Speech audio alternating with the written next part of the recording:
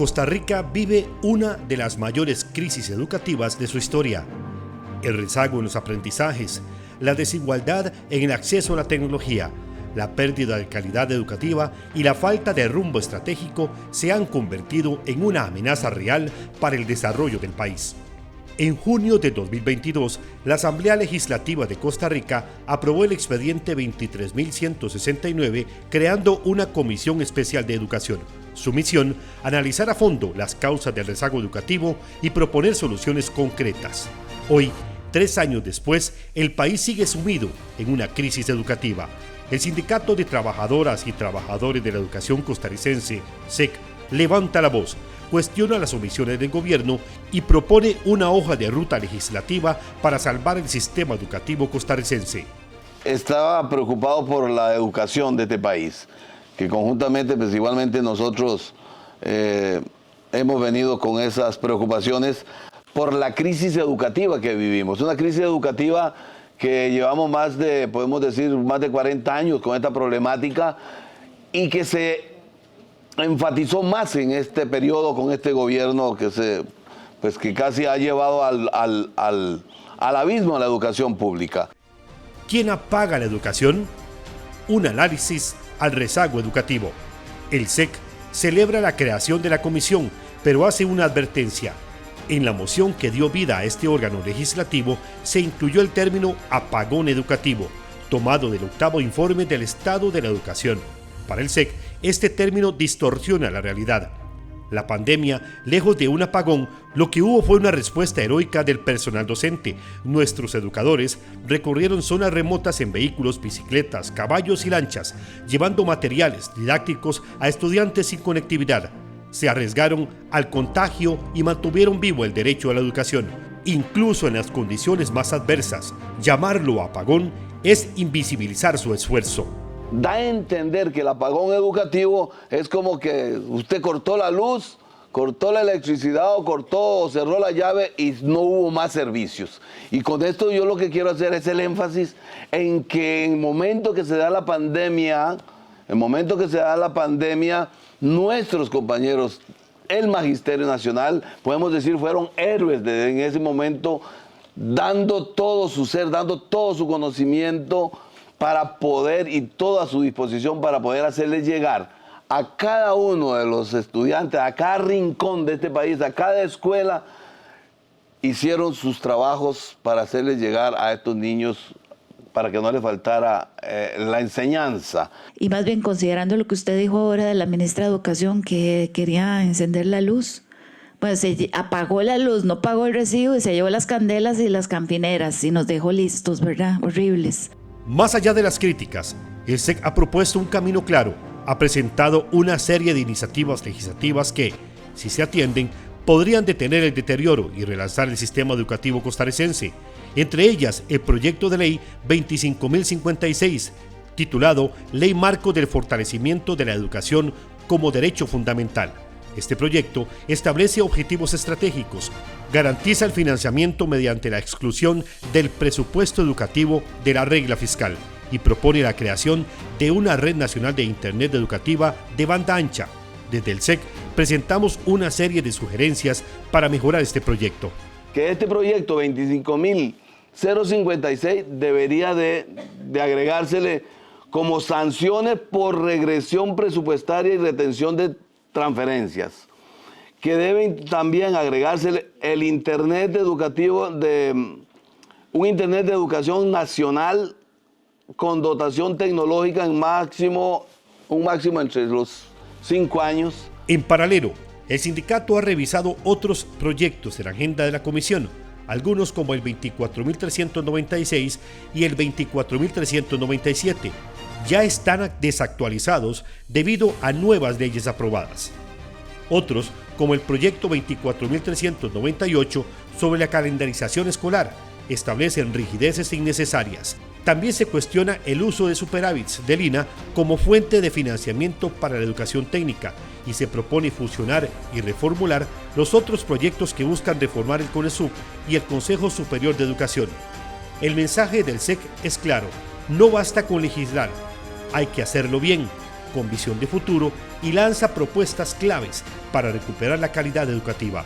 Nosotros proponemos para tener una propuesta de recuperar la calidad educativa como SEC, hablamos de ese descongelamiento salarial que existe, hablamos del Sistema Nacional de Evaluación de Aprendizajes, una evaluación que sea más autónoma, dependiente del Consejo Superior de Educación, reactivar incentivos y estabilidad para el Magisterio Nacional, reformas a la Ley Fundamental de Educación para respetar el ciclo lectivo en cambios curriculares, planes y evaluaciones. Capacitación docente continua, que este ha sido uno de los problemas más grandes de lo que ha sido la capacitación para el docente. El SEC también dirige su mirada hacia el Consejo Superior de Educación y el Poder Ejecutivo. A los primeros les solicita asumir con seriedad su papel como ente rector de la política educativa, que promuevan la alfabetización e inteligencia artificial desde la primaria, combatan el discurso de odio, restauren la educación en afectividad y sexualidad y fortalezcan la educación cívica. Al Ejecutivo le exige cuentas, denuncia la pasividad del gobierno y plantea investigar las omisiones de la exministra Catarina Müller, el ministro de Hacienda Nogui Acosta y el presidente Rodrigo Chávez.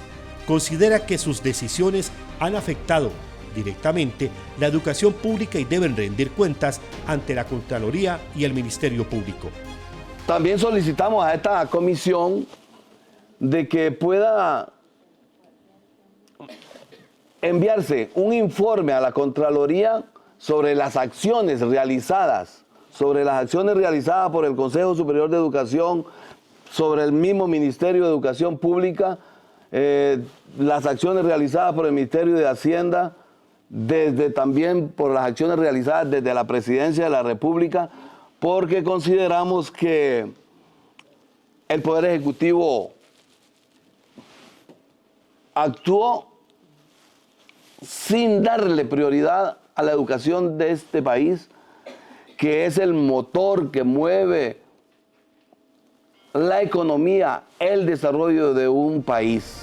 El sindicato pone a disposición de la comisión el documento Propuesta de Política Pública Educativa Alternativa 2024-2034. En él se identifican con claridad los principales déficits del sistema y se ofrecen soluciones pedagógicas, administrativas y legislativas. Para el SEC, la crisis educativa no se resuelve con discursos, sino con compromisos reales, recursos públicos y voluntad política. El SEC también se dio a la tarea de crear una propuesta educativa que quiero hoy dejárselas a ustedes presentes, una propuesta política pública educativa alternativa del 24 al 2034, un proceso donde participaron más de 2.000 trabajadoras y trabajadores de la educación que desde su conocimiento de la realidad de la educación, pues nos dimos a la tarea de elaborar esta propuesta que les quedará a ustedes ahí como insumos. En otra ocasión, don Jason, en otra ocasión podríamos explicarla, exponer esta propuesta si hay esa oportunidad, pero les queda a ustedes para que sirva como instrumento de guía o de análisis. Esta es una propuesta que le digo que tuvo una participación de más de 2.000 compañeras y compañeros en todo el país.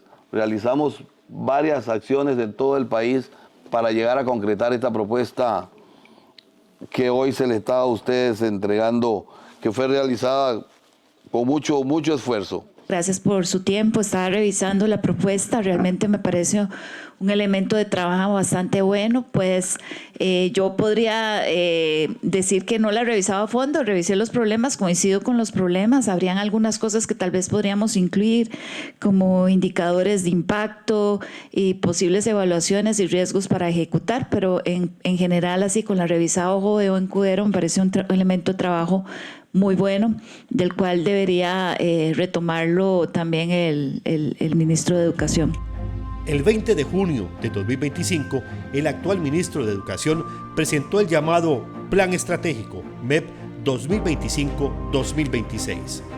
¿Qué demandas históricas siguen pendientes al día de hoy en materia de condiciones laborales, en materia del personal docente, porque hemos visto también, yo he señalado muchísimo la preocupación que me da de ver la gran cantidad de docentes que se están incapacitando y que, a ver, si lo vemos desde la parte solo numérica, genera una inversión extra que no presupuesta generalmente el Ministerio de Educación con esta cantidad de interinos para poder subsanar.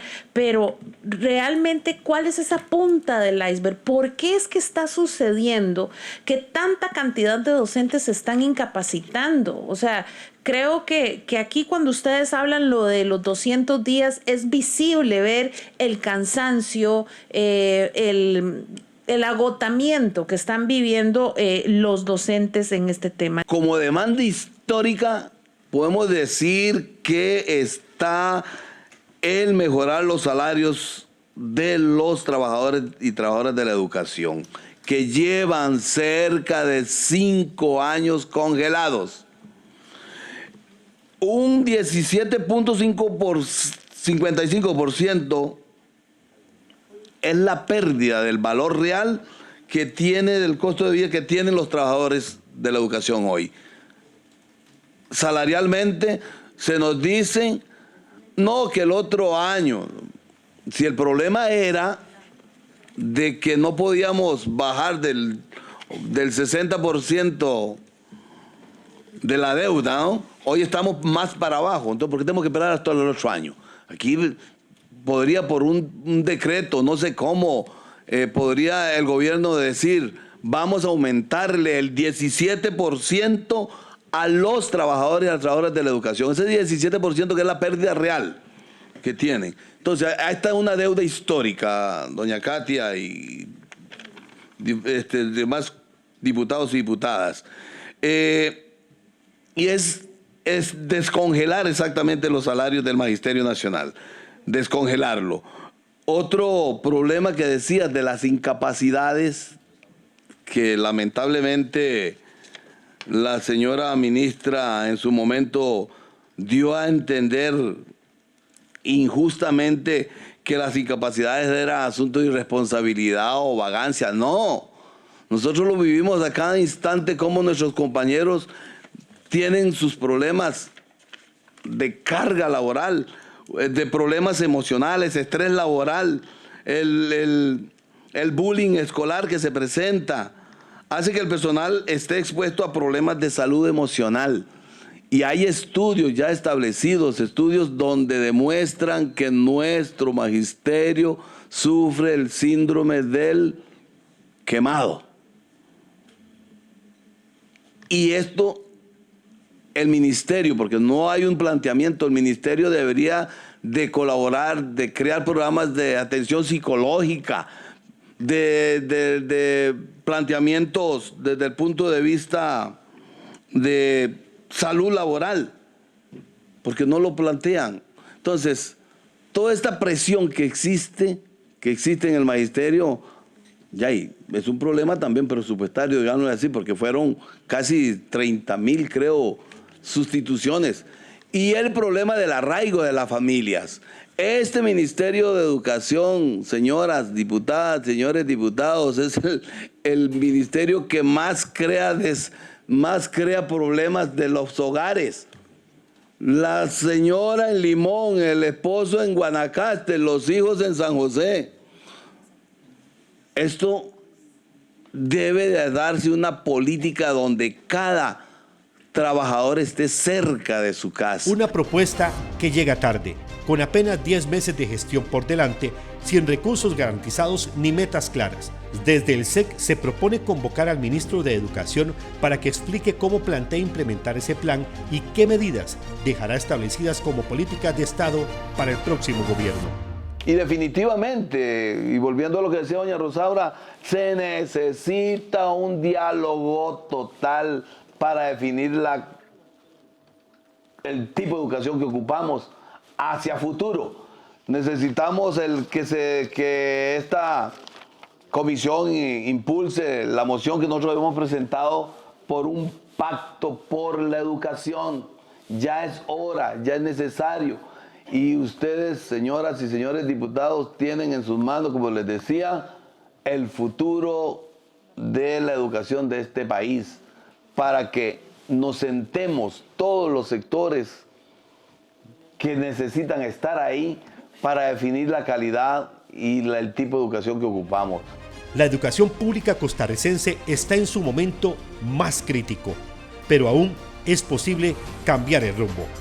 La Comisión Especial de Educación tiene el poder de cambiar la historia, pero la pregunta sigue vigente. ¿Encenderán la luz o dejarán que la crisis educativa se prolongue en la oscuridad?